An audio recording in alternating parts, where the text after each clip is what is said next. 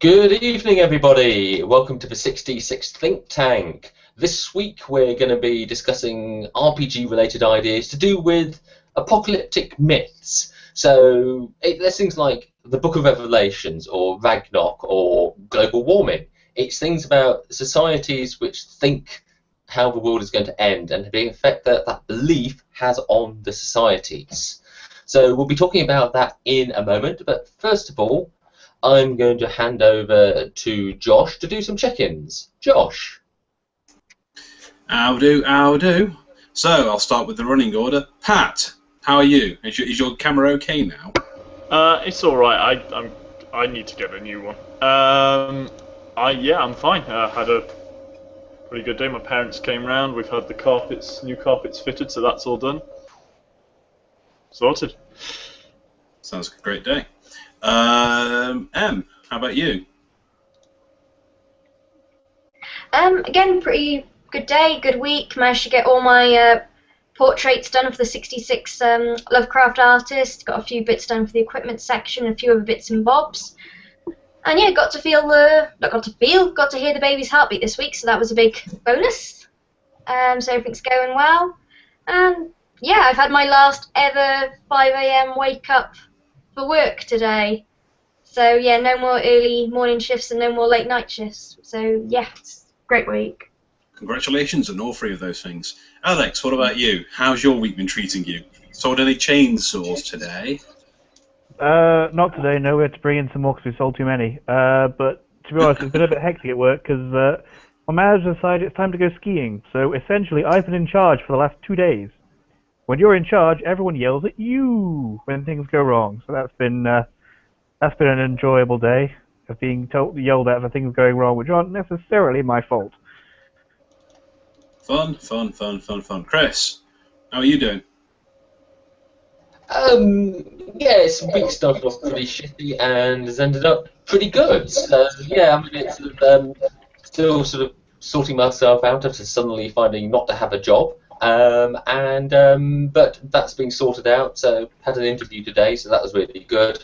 So hopefully things will be a bit more organised over next week and generally continue to pick up. Fantastic. As for myself, I can't really say I've been up to much. It's been mostly work, followed by, startings of probably a cold coming, and generally a very strange week. I don't really want to go into it. Anyway, so I'll pass on to the main bulk of the meeting to Pat, where we'll be discussing, as said in the intro, apocalyptic myths. Hello.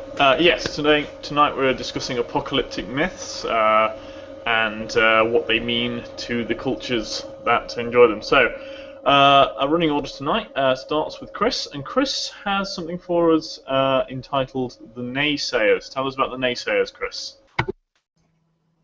Yes, so this is a fantasy apocalyptic myth. So there's a prophecy by the great Elvish? Oh God, it's been a long day. Elvish prophet Alanth, and he made 3 deathbed predictions regarding the future of his people.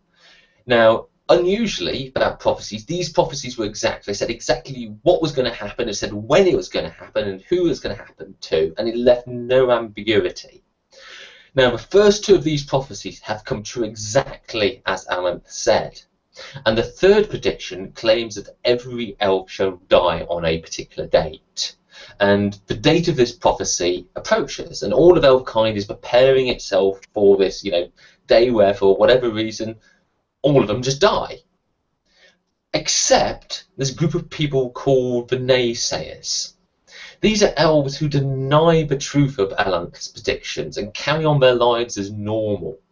They make plans for the future, invest in long-term projects, educate themselves and raise children. So, they're basically, saying that this isn't going to happen. These predictions are completely wrong, and they just carry on regardless as if their normal lives are going to carry on.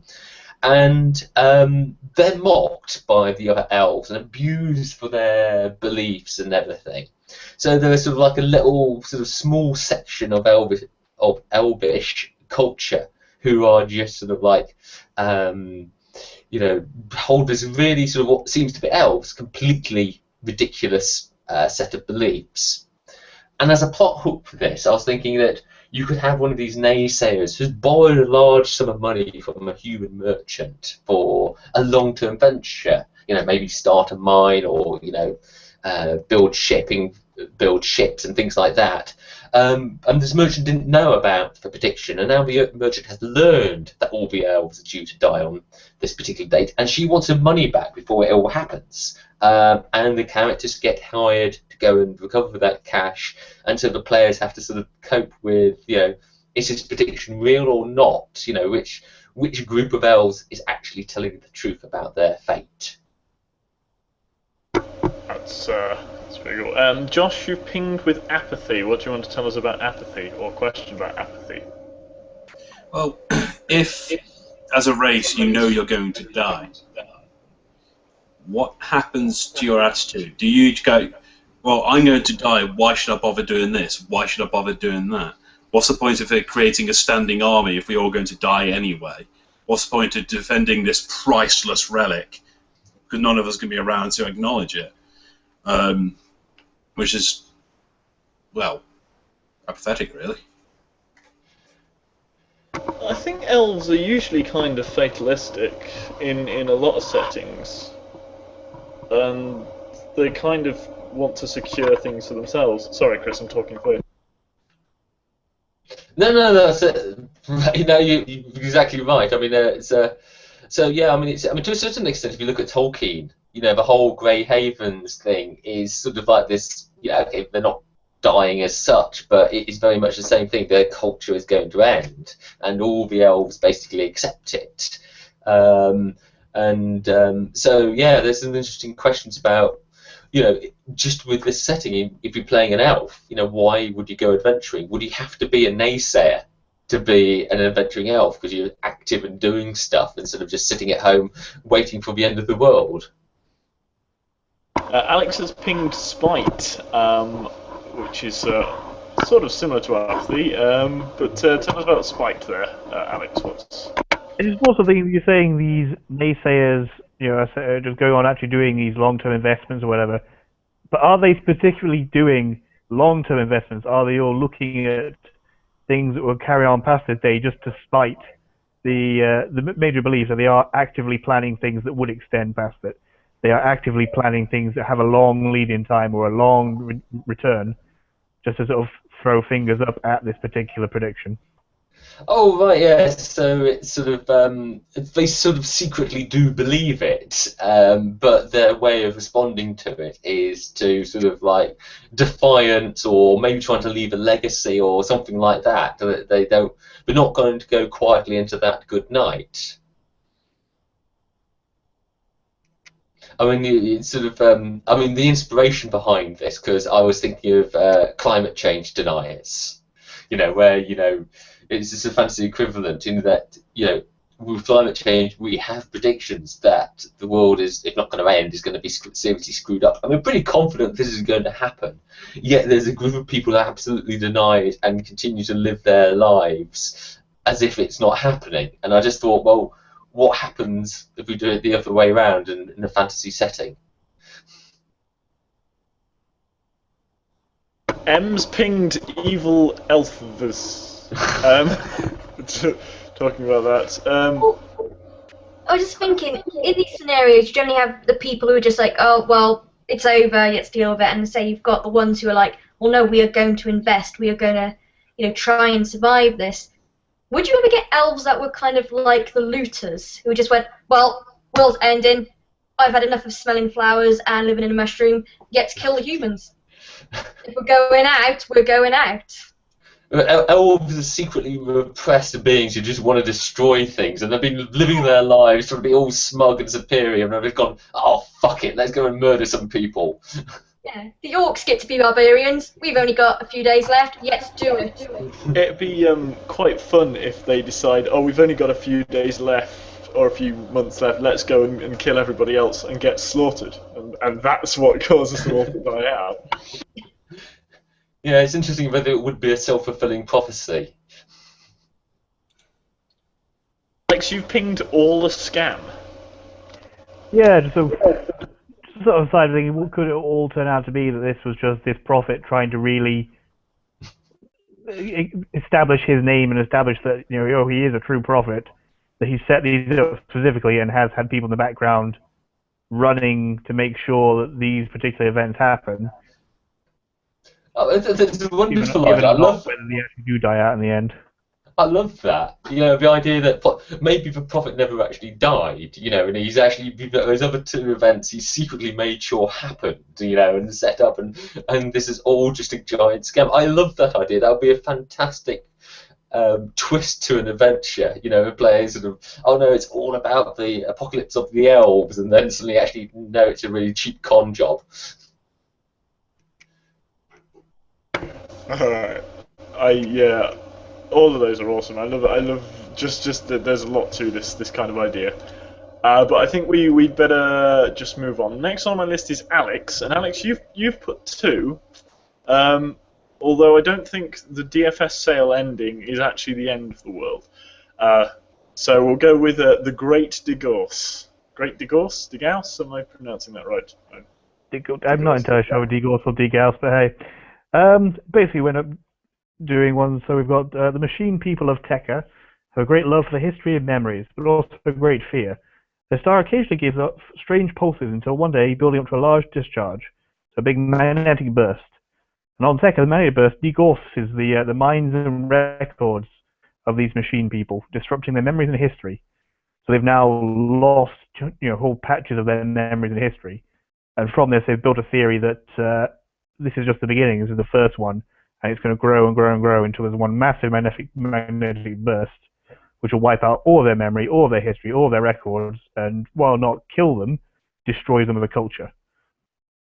So you've kind of got plot hooks in general. You can push players places because they've got these spots in their memory they want to try and recover, and maybe a plot hook being that there's a rumor that there's a lab that has worked out some kind of shielding, and some of these shielded records survive the burst, and investigating this could help predict the Great Divorce or even help survive the Great Divorce. So essentially they're made of computers and they're going to all die in a giant electromagnetic pulse, essentially. Yeah. Amazing. Josh, you've written Overcoming with Tech, although I think tech was initially the problem. Yeah, maybe they remembered the whole first divorce. Okay, we need to start, if they're a machine race, we need to start upgrading our people against it. What if, we need to create new magnetic shielding, or perhaps an even greater variation, they do the reverse of the traditional, which is they start creating biological bodies for themselves. Instead of biological organic species creating synthetics create the biologicals instead. Okay, to deal with this problem, they make Terminators. Great cycle. Yeah, from that, and so it's always fun. It always gives you fun ideas of what was lost in this divorce. You could always have the rather random things that are missing from their memories. So maybe they don't know how to do one specific thing because it was wiped from all their memories. I think it's quite cool, although I've got I'm fairly sure that a sunburst capable of causing an electromagnetic burst on a habitable planet would probably kill all organic life as well. Chris, you've pinged Solvable. Yeah, it's about whether this explanation, whether the myth is actually true, that this great degaussing actually had happened, and if it's going to be some sort of natural phenomenon, you know, neutron star, whatever else, could the players or could a plot line actually come to solving this, finding a solution, as Josh suggests, as technology or whatever? Is this something actually, can the players prevent this prediction? Yeah, just had a thought also maybe it's kind of not linked. Is what bits of history they have is the stars give out strange pulses. Some magnetic pulse wipe things out, and they've just kind of established that the sun must have had these pulses to wipe it out, but maybe it was something else. Maybe it's not related. and they end up finding something else to do with that, piecing together their lost history.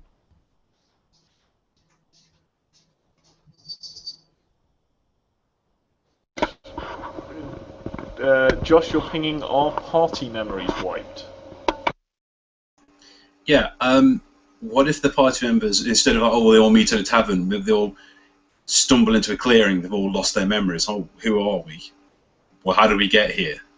And it's now up to the party to create new identities. Maybe they figure out, we've got these weapons, these, like say, we've got this guy's got a ranged weapon, he's obviously a ranger, or we've got a person with a gigantic chainsaw, oh, he's the barbarian. Who are we beforehand? And do we just create new identities for ourselves? Do our past matter? Is our future what counts?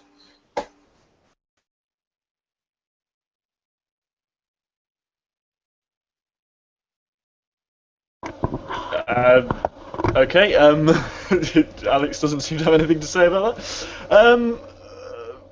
Sorry. You pinged. Has this happened before? Well, could it be in station that if a society is built up and they get all their memories wiped, and then they're all wiped, could they have restarted then at a later point, and then it all happens again? So could this have been going on for thousands upon thousands of years, where they just assume that they're a new society, when they're actually even more ancient? They just keep losing an entire race over and over again. And even if they built organics, then the organics then build robots, but then it happens again, and then the whole circle continues. Yeah, the whole thing's just sort of cyclic, and then because if they don't, it doesn't kill them, but it just wipes their culture, and then they start again, and you have this whole thing happening every time. Maybe the same party, the same players get sent to do this every single time.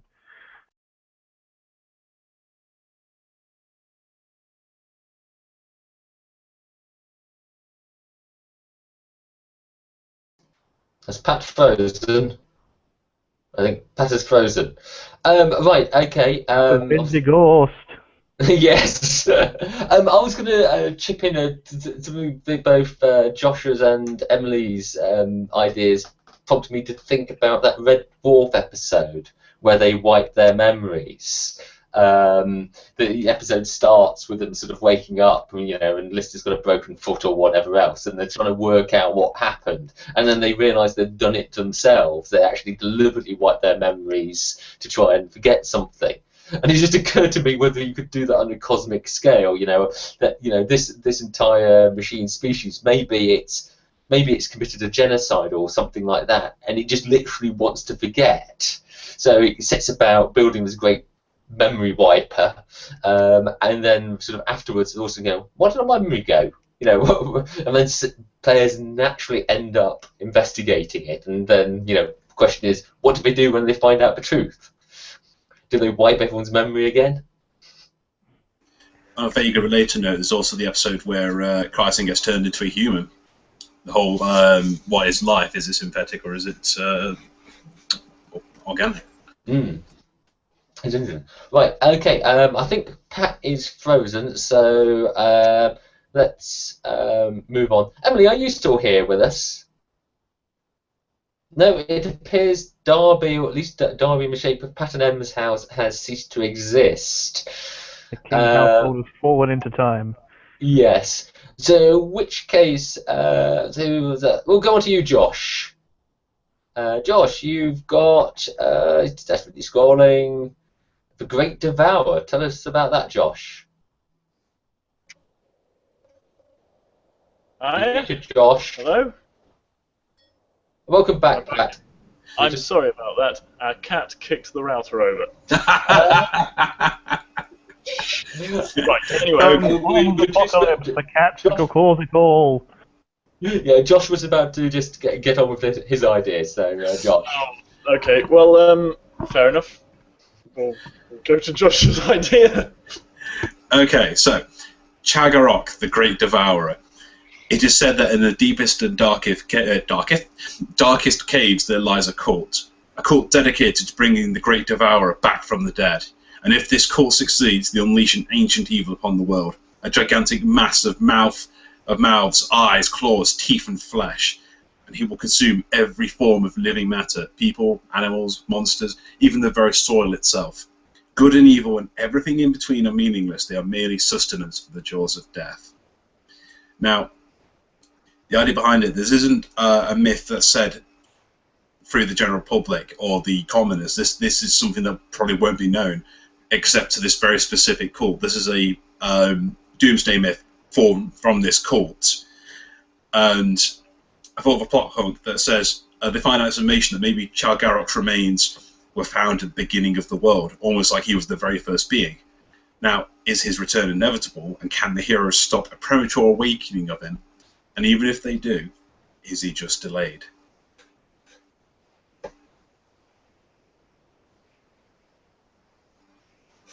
Okay, nobody seems to be immediately jumping in with that. Oh, Chris, ping. Chris wants to know about secrets. We all want to know about secrets, but Chris wants to know about one specifically.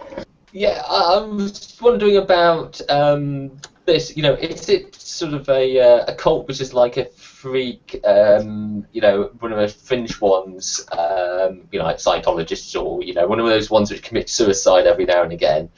Or is it actually like a secret cult, the guardians of the knowledge, and they are sort of like, over generations they strive to prevent his return, or possibly to encourage his return. Maybe they're there to make sure it happens. So, is it secret or not? It's secret as far as they're concerned. I mean, there's going to be both on either side. Mostly on the idea of this civilization underground exists purely for the resurrection of Chargarok. Like, every kid that is born to them is then raised in the arts of deciphering ancient texts and finding relics that might bring about his return.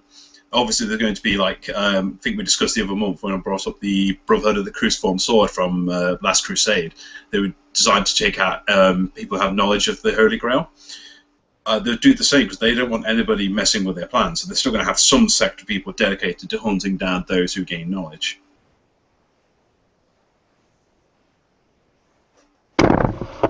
Alex, you're asking what killed the Great Devourer? Yeah, you're saying they kind of found it as remains. So how did it get to be remains? Was it just that it ran out of things to eat and just starved to death? Or do the players have some chance of finding something to take it down? I had a couple of ideas on that. One of which I found very unworkable in trying to make it sound slightly more mature than it was.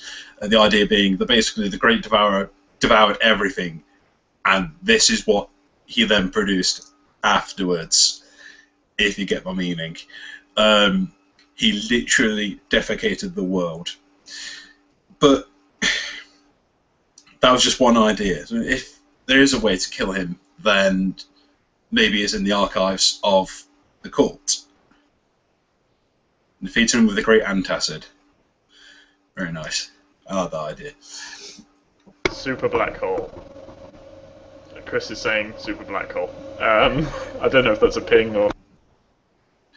It's entirely possible that he is maybe their form of the great entropy that will end everything. Yeah, I was just riffing on the idea that if it sort of like ate all the entire universe of the old universe and then craps out the new one, that it's just a metaphor for a black hole. So yeah, I like that idea. All right, I think there's not a lot more can be said about that. We're moving on to M now, and M, you have a red clock. Yes. Yeah, sorry for being a bit quiet. Then my computer was having a moment. Yes, the red clock. Thousands upon thousands of years ago, when the ash fell, the light burned, and the storms ripped our world, and the new world was born. Painful rains gave birth to the peoples of human, elf, and dwarf, and all the dark things. All was well. However, 100 years ago, rumours spread of an ancient fortress full of the great metal war beasts that fell from the sky and tore the world apart, and a red clock that is counting down to the end. People are divided. Some believe it's a merely silly rumour that comes about every 10 years or so. Others are panicking and turning to religion. And I can't read today. And some are building bunkers hoping to survive. The plot point for this would be some adventurers actually trying to find if there is rumours to this, especially since apparently the clock is about to run out. Okay, so it's some kind of crazy Armageddon countdown. Chris is asking, what does the clock look like? Yes, I was just sort of curious because that sort of like would give a sort of clue to maybe what it is. You know, if it's a giant clock made of skulls, it says one thing. Where if it's a nice, neat digital clock, it says something else entirely. Yeah, I picture like a digital clock. It's almost like a fantasy world that's happened after a nuclear apocalypse. And it's some military bunker full of nukes. Josh has pinged Doomsday Clock, which I thought was kind of implicit by the nature of a clock counting down to Doomsday. But I don't know, what was your question? Is it literally like the Doomsday? Well, so literally, because the Doomsday Clock essentially is a metaphorical thing in the real life. Is it equivalent to the Doomsday Clock that we have now, that is closest to the end of our species? Similar, like They could be the metal things that rain down. Are they the nuclear missiles that brought apart the birth of the current world? Yes, that's what I was thinking. It could either be that it is something that's just been left over, and people are just panicking, thinking, "Oh God, is it going to happen again?" Or it could literally be happening again. It's on some sort of malfunction, so it started to count down again and release the next wave.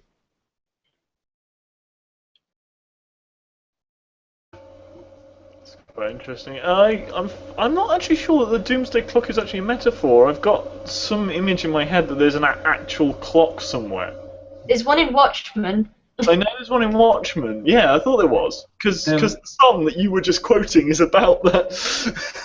Sorry. There is a Doomsday Clock which is looked after by a bunch of people who occasionally move it closer or further away from midnight. So yeah, it's a real clock which is a metaphor. Yeah. Alex. Oh no.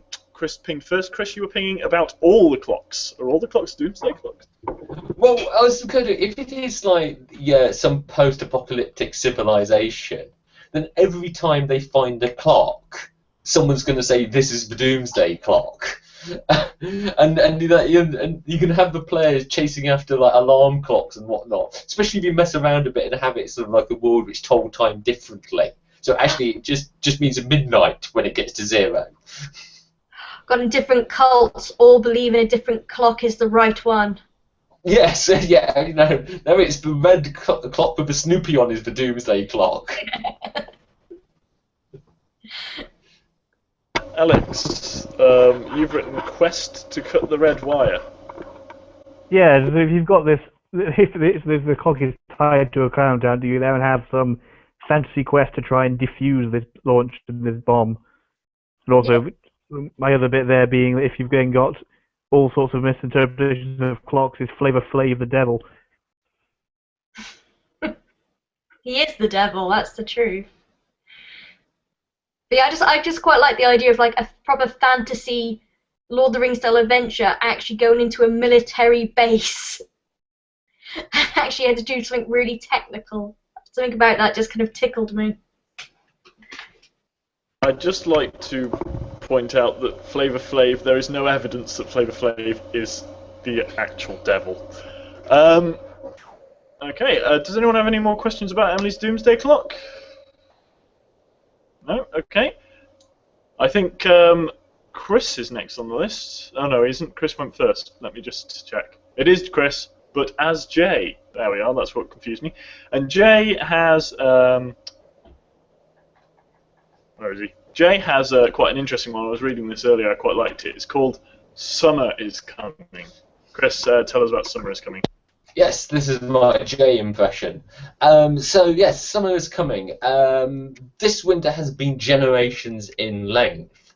And it's gone on for basically forever from the point of view of those people living in it. And the snow walks in the deep south, things couldn't be better.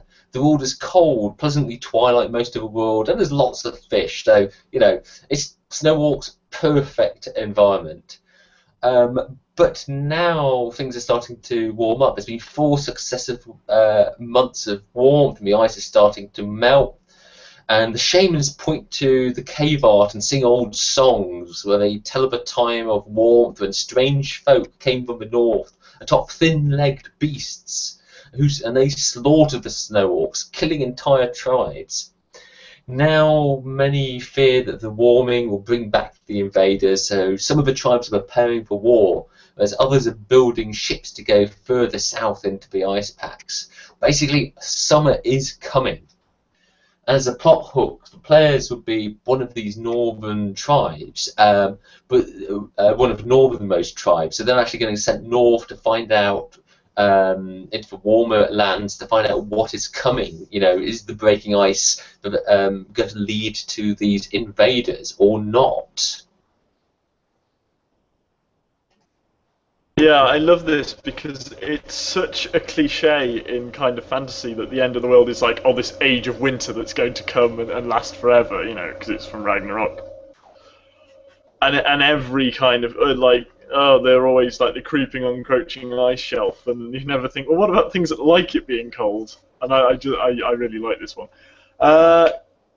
Alex, you pinged the word glacial. Yeah, it was pretty just saying that this sort of setting does give you a good scope to do things. You've got glacial melting. You then have things like you're racing as this river's running up, or it gives you good scope for good set pieces, and for sort of setting and things as rising flood water. You've then got some more boat related stuff you can do. You can do all sorts of interesting things with this.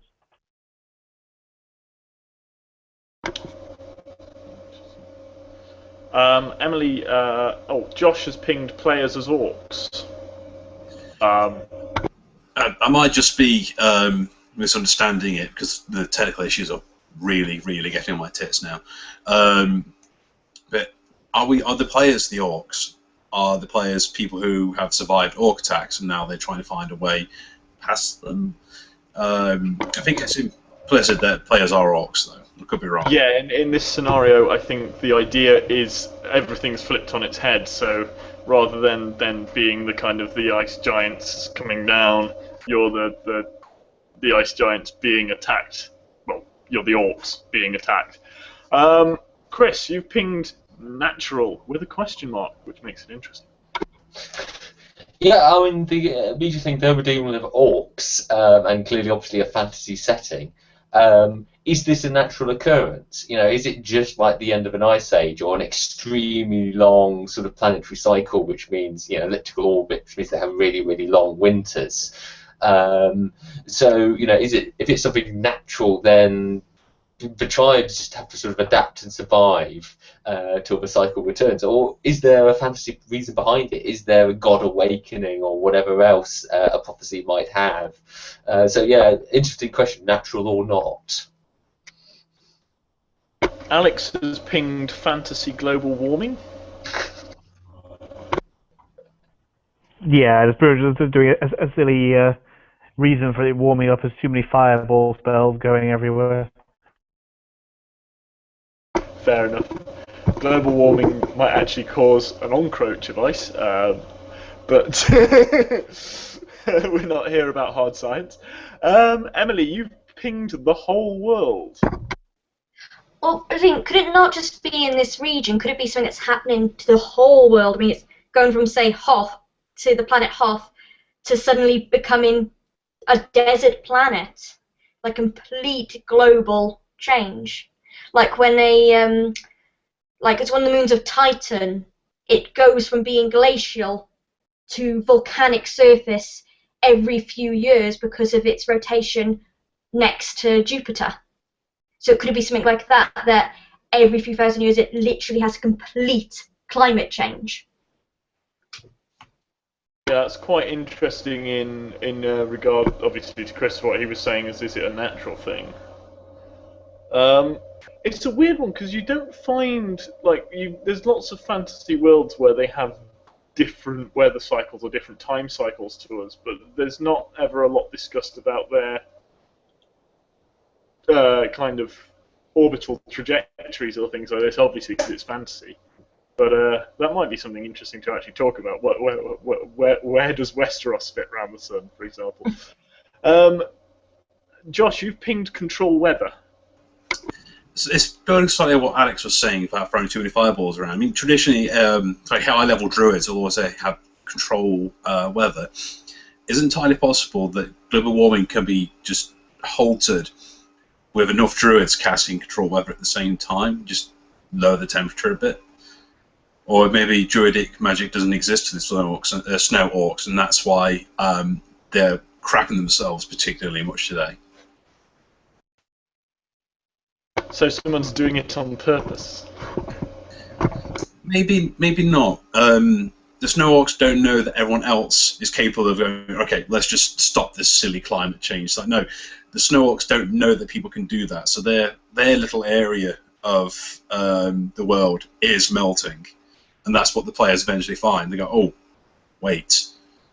Turns out it isn't actually as bad as we think it was. I like that.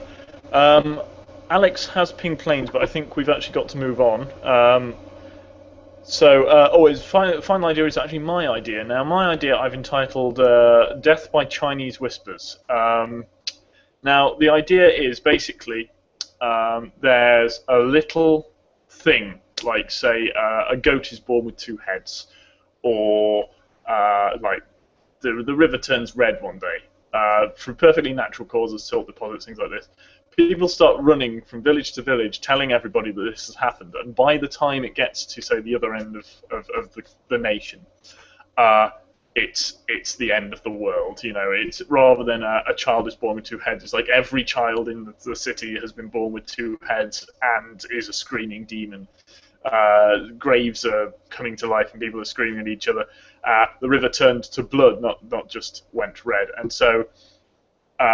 It gets from town to town, and this idea that the world is ending grows to such an extent that people start doing kind of survivalist stuff, stocking up, getting their gear, like weapons and food and stuff, and then start, because obviously there's not enough to go around, start fighting with each other, and eventually basically wipe themselves out that way. Essentially a kind of death by misinformation.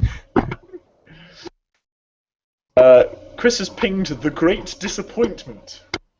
Yeah, I like this idea because it touches on the psychology of, you know, people behaviour when they sort of hear things, and of course, you know, that you get these things which, you know, causes mass panic.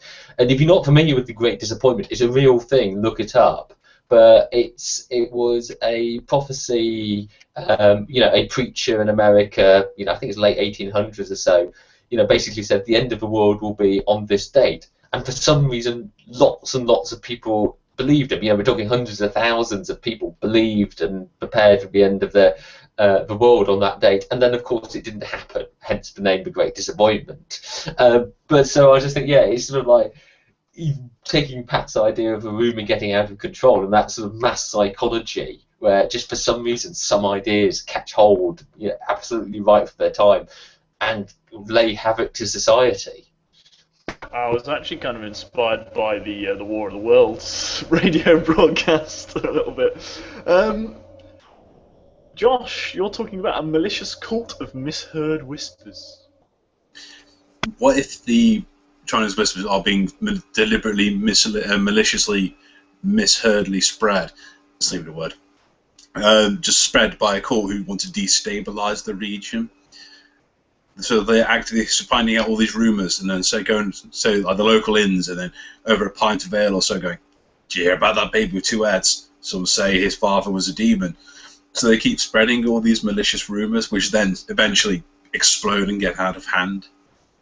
I like that idea. I like the idea that they're just doing it to drive a bit of chaos, so that, you know, they're a bit freer to loot or to embezzle, and then accidentally wind up causing a civil war that destroys the land.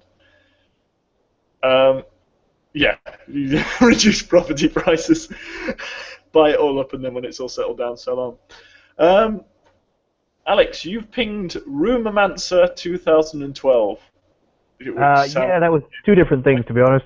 The 2012 thing was a reference to a sort of Great Disappointment type thing anyway.